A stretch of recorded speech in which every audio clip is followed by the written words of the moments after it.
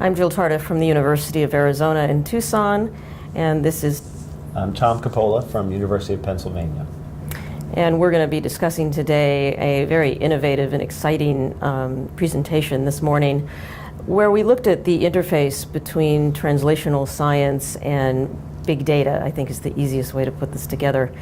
And I'd like to ask Tom to start right off, and what was the general take-home from the overall? Well, one of the speakers summed it up brilliantly by saying, we're in an era where there's a tremendous amount of information, but that information is different than knowledge. And so one theme is trying to get your arms around all this information, and by information I mean big data, omic data, big clinical data, etc. How to reduce that to actionable knowledge.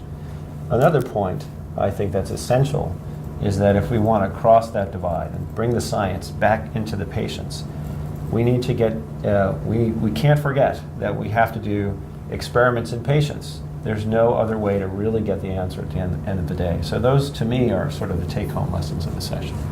Yeah, I was particularly struck, and this was in your presentation today, this concept of the phase 2. And can you talk about that a little bit? Because Sure, I think people don't really realize that is where we need to be. Yes, I think we need to invest more in phase 2. There's actually never been a more exciting time. So we get targets, we get through any approach, through traditional focused approach, reductionist approaches, or when we take a large-scale big data approach and reduce that to a target. That's the beginning. We then have to find a way to test the therapeutic potential of that target, and it could be beneficial and there could be risk. We use models for that, and we have for many years. But taking that step into patients is the critical phase, and where I think a lot of, if not done right, you can then make enormous subsequent investments in larger scale clinical science.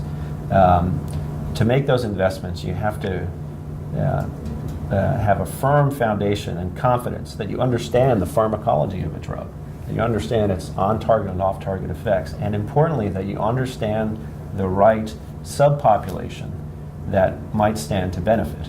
And that is an area where we really need to make progress, and we can make progress with big data. We can now parse disease phenotypes into smaller groups that are more homogeneous and probably different, and probably respond in a different way to different interventions, and that's the precision medicine concept. So it was a very interesting session to bring all these concepts to the fore. Yeah, it's the classic onion approach, where every time we sort of peel something away, there's a different level of complexity, and making them all fit together is, I think, the challenge for the future. It is something that from my field, which is the hypertrophic cardiomyopathy or the genetic cardiomyopathy field, something that we've observed more recently, probably in the last 10 years, as the next generation sequencing availability has really broadened quite considerably.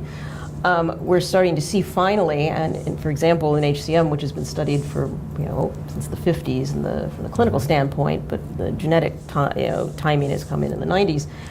What we've noticed is that there's really finally a bit of a convergence in terms of our understanding of the longitudinal phenotypes, and this is what I want to really get into a little bit here, and the actual genetics, because the lack of complete penetrance in many of those diseases has completely bedeviled, if you will, the use of genetic information in patient care.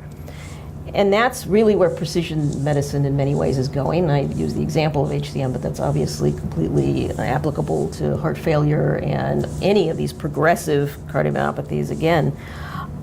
So you had a really good point about that in terms of the earliest stages of disease, and where do we find them, and where do we really intervene? Because for a progressive disease, the end point is not where we need to be intervening in terms of having a real clinical impact. Correct. No, I think that we have fairly effective strategies for intervening in rescue therapy at the end. We have heart transplantation, we have myomectomy, we have LVADs, etc. But how to change the course of chronic disease, and chronic disease with a clearly inherited component, that's a tougher nut to crack. And it's going to take drawing on early novel phenotyping, and better understanding of what leads to expression of disease, even when you have a variant that we think is pathogenic. And I think it's going to take a long time, but here's the good side. and this is for the trainees out there, Right. there are going to be jobs in this space. And I can tell you that as a division chief in cardiology, I'm trying to recruit in the cardiovascular genetic space aggressively. And what I see is that we need to train more individuals who have this skill set, who can bring it to practice, because it's exploding as we uncover more genetic knowledge, and we need more people to undertake the clinical care, but also the important science to be done in this space. So please train in genomic medicine, I think, and when you're done, give me a call. Or you can call me in Arizona as well now. We'll work together. We'll work together on That's this one. But I mean, yeah, and I think that was really a theme through each of the talks today, was, again, this explosion in information at multiple levels of resolution, if you will. So we're looking at things as high resolution as protein-protein interactions. I thought that was a particularly interesting discussion that we had with regards to characterizing the functional deficits caused at the cellular level, and this was John Yates's work, as part of, as we say, an interactome. And from the biophysics standpoint, that was very compelling to me, because we think about how proteins interact and how we can subdivide these approaches and compare them between normal and abnormal.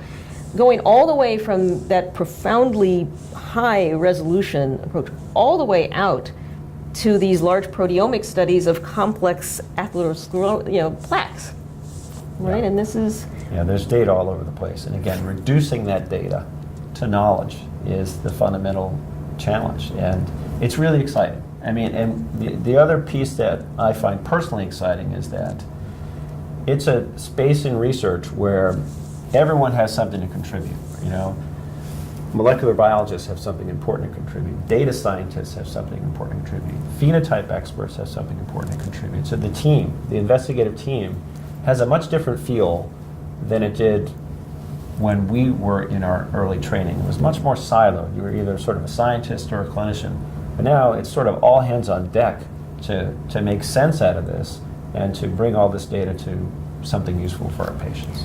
Yeah, and I think that's a very important point from getting back to the training question, right? So how do you, I mean, I know certainly your institution, I know at mine, we work very hard on how to build those teams. Yes. And how do you reach out in a time where clinicians' time, I'm also a clinician, where the clinician's time seems like it's ever contracting basically, Yes. as the demands of clinical medicine. And how do you engage the scientists? Because that divide is actually quite wide in terms of focus and understanding. And how do we do that better? So you're right. There's a tension there. Yeah. So there's never been greater opportunity in bringing people together, but there's never been more of a pull, administratively and fiscally, to bring them apart. And I think it's up to us to first recognize that, and then two, convince stakeholders on both sides who control the structure of our organizations that know we have to bring these people together. That, for example, it's on mission for a busy clinician to consider enrolling their patient in an investigational study and taking the time to do that. Right now, I'd argue that's disincentivized because it slows you down when you're in practice, and if you're chasing RVUs, that can be difficult. On the other hand, you can't just sit in your lab and sit in your silo, in your model system, and in your comfort zone and hope that you're going to have clinical impact. You need to talk to the clinicians. So there are mechanisms, I think, that support this. I really like the multiple PI mechanism that the NIH has, and we encourage clinicians and laboratory scientists to partner around a specific question. That's a very compelling mechanism already in place. I think each institution, though, needs to do this at a more structural level, and we're working on this at my own institution to try to adjust the way clinicians are compensated, for example. Right. And engaging in the scientific enterprise should be more on mission. It's hard. It's very hard because the landscape of healthcare out there is constantly pushing back against that.